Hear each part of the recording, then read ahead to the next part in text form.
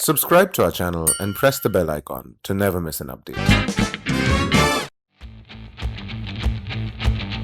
Oh, I was actually going through my Instagram feed.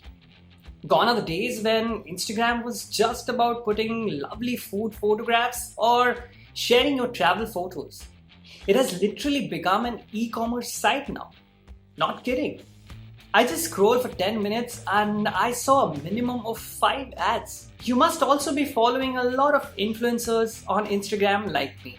But have you ever felt like why or how do you get influenced by them actually?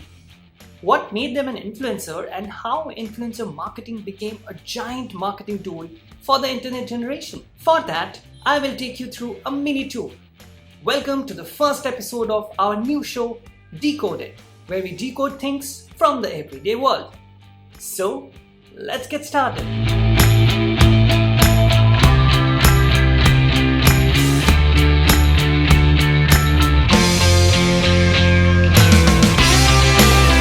Before we understand influencer marketing, we need to understand what influencers are. What if I tell you that Santa Claus is probably the most popular figure in the history of influencer marketing? At least in the Western countries where Santa Claus is, well, Santa Claus. He gets brand sponsors even today. Or take our very own Amul girl. For decades, she has been a figure that people associate the brand with. So how does a Santa Claus or an Amul girl start making buyers sympathetic to buying a product? It's simple. It's how conditioning works. Influencers are no different. They condition your mind through regular interactions, content pieces you read, and become up close with their personal lives. Result? You develop sympathy for the influencer. You see, that is where the game starts. And this is not just with the Santa Claus or the Amul girl figures, which were primarily more potent before the broadcast era. With television coming in, the influencers changed to an extent. Now they started appearing on television, asking you to buy their chocolates, soft drinks and whatnot. For decision making from a consumer's perspective, it was not enough now to have made up characters. Influencing had to step up. And hence came the celebrities. The rise of Amir Khan selling Coca-Cola in 5 different characters, or Amitabh Bachchan coming on television telling you to buy either this or that, was the second stage of influencer marketing. Since we were anyway watching their films, आज मेरे पास बिल्डिंगें हैं, property है, bank balance है, बंगला है, गाड़ी है, क्या है तुम्हारे पास? मेरे पास माँ है. We were already in love with them. Some even turned down their roles because, well, they had to influence people. Who would like a thug on screen to give lectures about how smoothly a pen works? They acted as opinion leaders whose job was to influence customers. Well, celebrities are pretty much part of the influencer marketing space even today. But with YouTube knocking at the doors in 2005, something changed. With the internet becoming cheaper every passing year and content creation and sharing getting democratized, the customer has become more than just a run-of-the-mill consumer. Consumers now have their opinions and the internet has created avenues for them to participate in the creation of content. And with that, the social media influencer is born. With YouTube, short and long format videos became a rage. In 2005, when Nike came up with a promotional video of Ronaldinho receiving the golden boots, the view meter went crazy on YouTube. The first video to get 1 million views on YouTube was a brand video, and that clearly paved the way for influencer marketing. In 2010, when Instagram came in, it got around 30 million users putting photos of their pets, favorite foods, and destination spots in its very first week.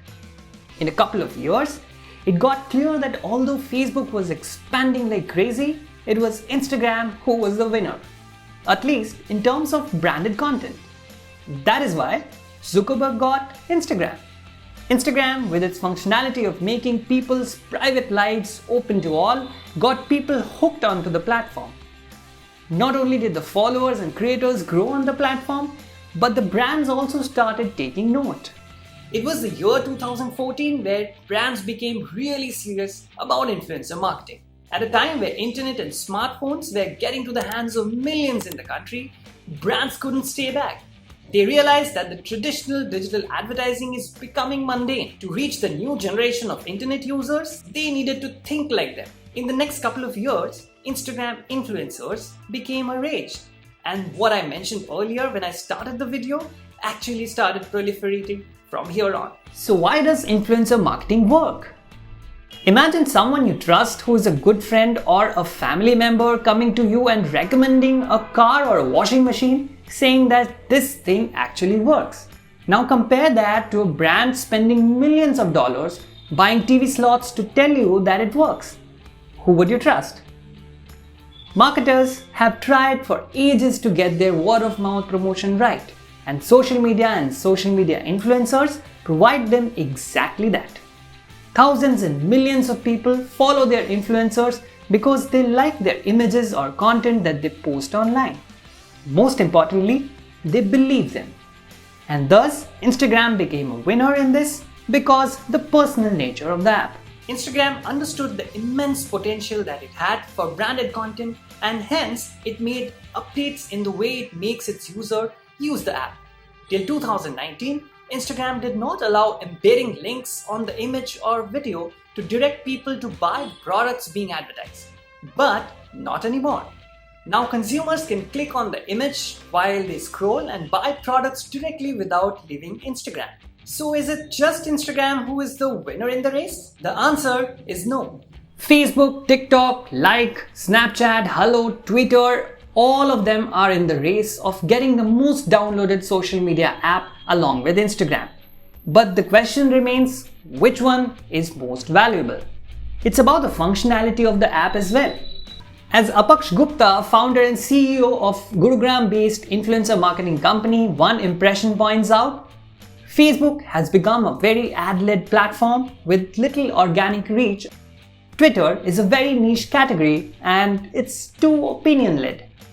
Not only that, he further mentions that when it comes to influencer marketing, Instagram, YouTube and TikTok works the best in India. For Tier 2 and 3 cities, ShareChat is also gaining pace.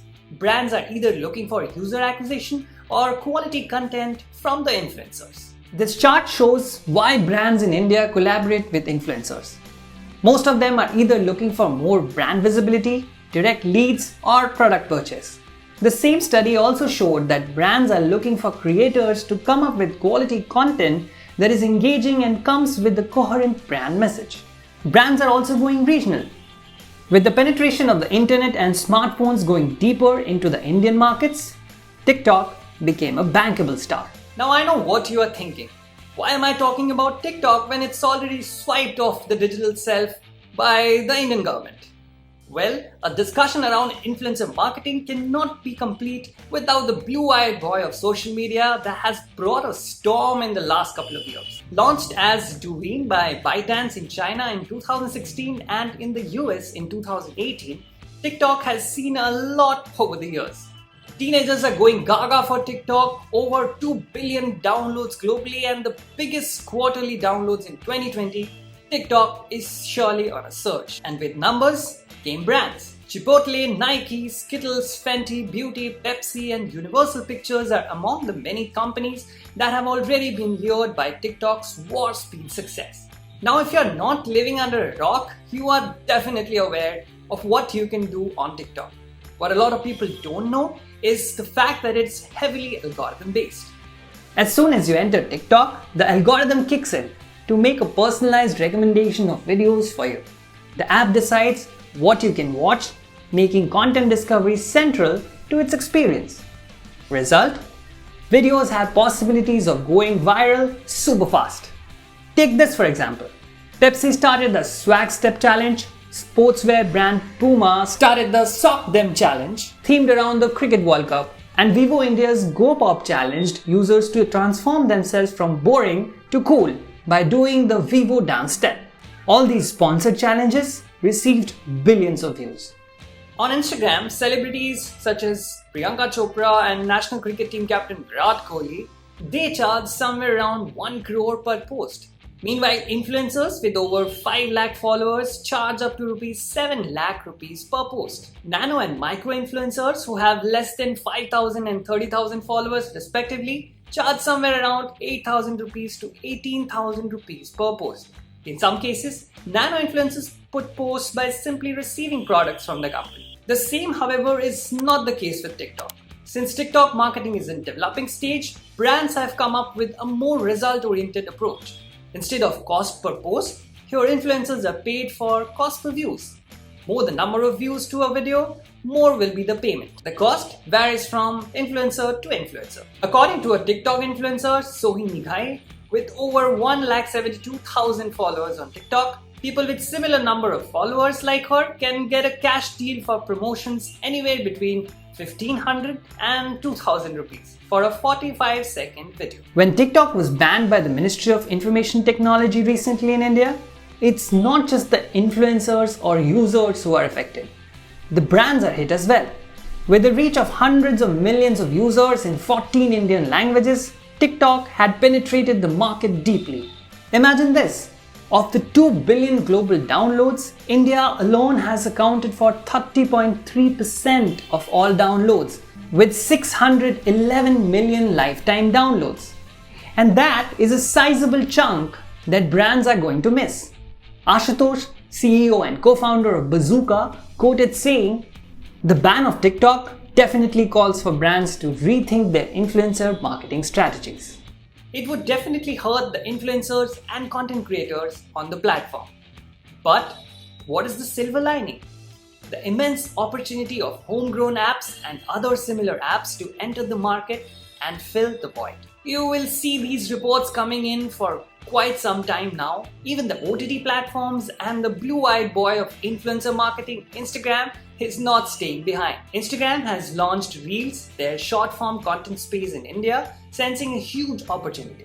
What this would mean is, although there would be job losses due to TikTok going away from influencer marketing space, there would be hirings and aggression from companies to topple each other and fill the void left by TikTok. Now, whether the ban on TikTok is long-term or not, only time will tell. What we are going to see is definitely a lot of new players coming in and trying to influence content creators and users of TikTok to take a look at their product and be a part of their offering. This might just put Instagram back on top of the influencer marketing game, or it might create a completely new platform that will further challenge the monopoly of Instagram in this space for almost a decade now. What will not change though is influencing. Until the time marketing exists, brand will go back to influencers again and again. What do you think is the future of influencer marketing? Do you think banning TikTok is the right step? And what will be the repercussions on the brands and the businesses around influencer marketing? We are all ears and would like to hear from you what you think the future holds. See you next time.